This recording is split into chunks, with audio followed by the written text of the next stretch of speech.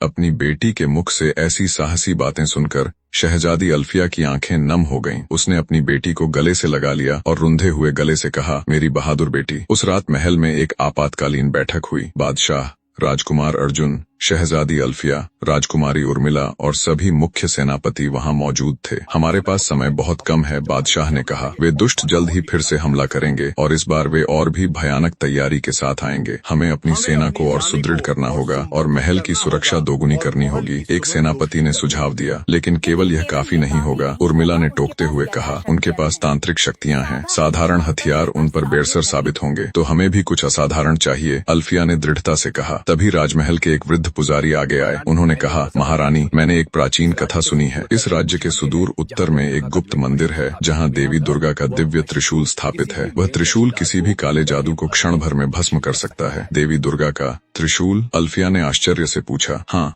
पुजारी ने कहा, लेकिन उस त्रिशूल को कोई साधारण मनुष्य स्पर्श भी नहीं कर सकता। उसे केवल वही उठा सकता है जिसके भीतर दिव्य रक्त प्रवाहित हो रहा हो। सबकी नजरें नायरा की ओर मुड़ गईं। नायरा? उर्मिला ने धीरे से बुदबुदाया। लेकिन वह तो अभी बहुत छोटी बच्ची है, राजकुमार अर्जुन ने व्याकुल होकर कहा। हम उसे इतने बड़े और खतरनाक अभियान पर नहीं भेज सकते। हमारे पास और कोई विकल्प नहीं है, अर्जुन, बादशाह ने गंभीर स्वर में कहा। यदि उन तीनों राक्षसों का अंत करना है तो हमें वह त्रिशूल हर हाल में चाहिए। तभी नायरा आगे बढ़ी। मैं जाऊंगी। नहीं, अल्फिया ने तुरंत मना किया। तुम कहीं नहीं जाओगी, वह मार्ग बहुत संकटों से भरा है। माँ, नायरा ने अपनी कोमल आवाज में दृढ़ता के साथ कहा। यदि मेरे भीतर सच में दिव्य शक्तियां हैं तो मुझे उनका उपयोग करना ही होगा। मैं अपने परिवार और अपने राज्य को संकट में नहीं देख सकती। पूरे कक्ष में सन्नाटा छा गया। इतनी नन्ही सी बच्ची, लेकिन इतना बड़ा साहस। अल्फिया की आंखों से आंसू छलक आए। उसने नायरा को गले लगाया और कहा, मेरी वीर पुत्री, लेकिन तुम अकेली नहीं जाओगी, मैं तुम्हारे साथ चलूंगी। और मैं भी, उर्मिला और राजकुमार अर्जुन ने एक साथ कहा। बादशाह ने सहमति में सिर हिलाया। ठीक है, कल भोर होते ही तुम सब उस मंदिर की खोज में निकलोगे। इस बार हम पूरी तैयारी के साथ जाएंगे। शहजादी अल्फिया अपने कक्ष में गहरी चिंता में डूबी हुई थी। वह मन ही मन सोच रही थी, आखिर हमारे खुशहाल राज्य को किसकी बुरी नजर लग गई। तभी राजकुमार अर्जुन कक्ष में आए। अल्फिया को इस तरह व्याकुल देख वे उसके समीप जाकर बैठ गए। उन्होंने बड़े प्रेम से उसे अपने हृदय से लगाया और ढांढस बंधाते हुए कहा, अल्फिया, तुम तनिक भी चिंता न करो। धर्म हमारे साथ है, इसलिए जीत भी हमारी ही होगी। आने वाला कल एक बड़ी चुनौती है, इसलिए आज की रात विश्राम कर लो। दोनों एक दूसरे का संबल बने और विश्राम करने लगे। उधर राजकुमारी उर्मिला भी अपने बिस्तर पर लेटी हुई विचारों के भंवर में थी। उसकी आंखों से नींद कोसों दूर थी। वह सोच रही थी कि कल का दिन हम सभी के लिए किसी खतरों के खेल से कम नहीं होगा। लेकिन फिर उसने मन को कड़ा किया और सोचा, अब जो भी होगा कल देखा जाएगा।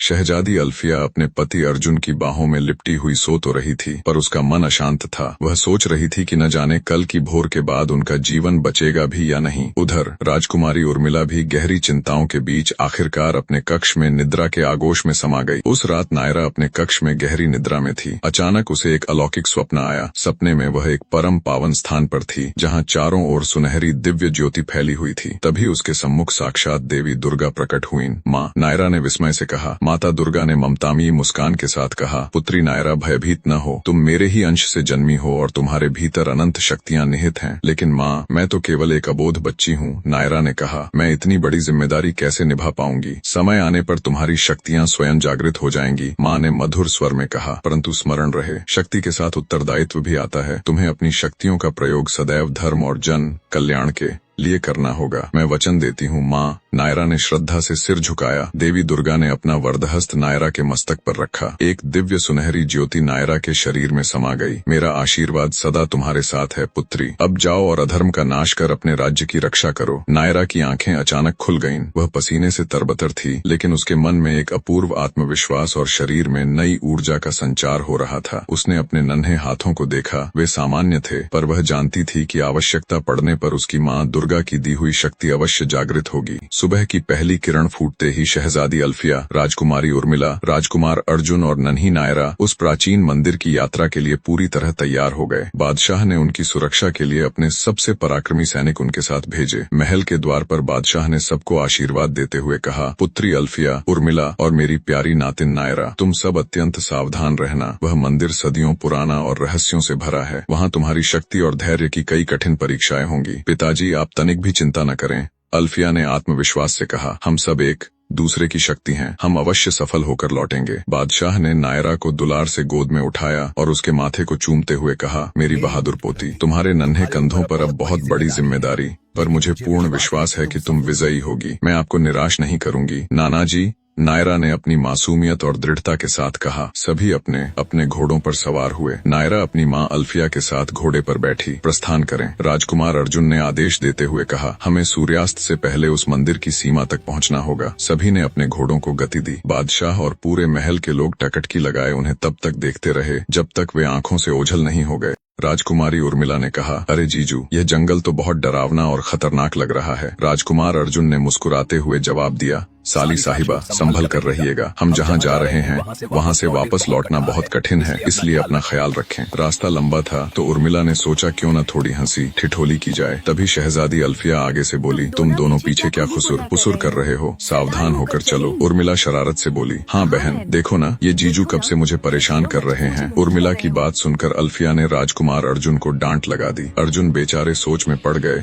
मैंने तो कुछ किया भी नहीं और इसने मेरी ही पत्नी से मुझे डांट सुनवा दी। उन्होंने धीरे से उर्मिला से कहा, महल चल के बताता हूँ साली साहिबा, तुम्हें मजाक करने का बहुत शौक है ना? महल लौटकर तुम्हारे साथ ऐसा मजाक करूंगा कि तुम पर भारी पड़ेगा। उधर उसी घने वन के मंदिर में महातांत्रिक बाबा साधु और कंस एक गुप्त योजना बना रहे थे। गुरुदेव, वे दोनों राजकुमारियां कल हमारे चंगुल से बच निकली। साधु ने खींचते हुए कहा, अगली बार हम उन्हें नहीं छोड़ेंगे। हाँ, कंस ने गरजते हुए कहा, और इस बार मैं राजकुमारी उर्मिला को अपने हाथों से मारूंगा। उसने मेरा जो अपमान किया है मैं उसका बदला लेकर रहूंगा। महातांत्रिक बाबा ने हाथ उठाकर दोनों को चुप कराया। शांत रहो, प्रतिशोध में जल्दबाजी मत करो। हमारा मुख्य लक्ष्य उस बच्ची नायरा को पकड़ना है। लेकिन गुरुदेव, वह तो महल में सुरक्षित होगी, साधु ने कहा, और अब उन्हें हमारे बारे में सब पता है। वे और भी सतर्क हो गए होंगे। महातांत्रिक बाबा के चेहरे पर एक कुटिल मुस्कान आई। मुझे पता है वे क्या करने वाले हैं। मेरी तांत्रिक शक्तियों से मुझे सब दिखाई दे रहा है। उन्होंने अपनी आंखें बंद की और ध्यान लगाया। उनके सामने एक धुंधली छवि उभरी। शहजादी अल्फिया, उर्मिला, राजकुमार अर्जुन और नायरा घोड़ों पर सवार होकर जा रहे थे। वे उत्तर की ओर जा रहे हैं। महातांत्रिक बाबा ने आंखें खोलते हुए कहा, उस प्राचीन देवी मंदिर की ओर। वे देवी दुर्गा का दिव्य त्रिशूल लेने जा रहे हैं। दिव्य त्रिशूल?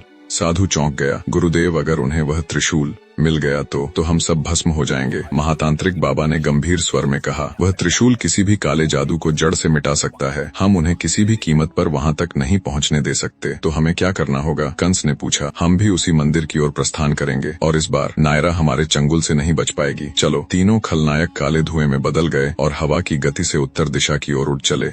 शहजादी अल्फिया और उनका समूह घने जंगल के बीच से होकर गुजर रहा था। रास्ता अत्यंत दुर्गम था। चारों ओर आसमान छूते ऊंचे ऊंचे पेड़, जंगली जानवरों की डरावनी आवाजें और एक अजीब सा मनहूस सन्नाटा छाया हुआ था। नायरा ने डरते हुए अपनी माँ से पूछा, माँ, यह जंगल इतना डरावना क्यों है? अल्फिया ने उसे प्यार से गले लगाया और समझाया, बेटा, यह कोई साधारण जंगल नहीं है। इसे श्रापित वन कहा जाता है। कहते हैं कि सदियों पहले यहाँ दो पराक्रमी राजाओं के बीच एक महायुद्ध हुआ था और तब से यह जंगल श्राप के प्रभाव में है। तो क्या यहाँ कोई रहता नहीं? नायरा ने सहमते हुए पूछा। नहीं बेटा, राजकुमार अर्जुन ने सतर्क रहते हुए कहा, यहाँ केवल खूंखार जंगली जानवर और कुछ अजीबोगरीब प्राणी रहते हैं। हमें यहाँ बेहद सावधानी से आगे बढ़ना होगा। तभी अचानक पास की झाड़ियों में हलचल हुई। सभी तुरंत सतर्क हो गए। सैनिकों ने अपनी तलवारें तान लीं। कौन है वहाँ? एक सैनिक ने चिल्लाकर पूछा। झाड़ियों को चीरते हुए एक विशालकाय भेड़िया बाहर निकला, लेकिन यह कोई साधारण भेड़िया नहीं था। उसकी आंखें अंगारों की तरह लाल थीं और उसके मुंह से आग की लपटें निकल रही थीं। यह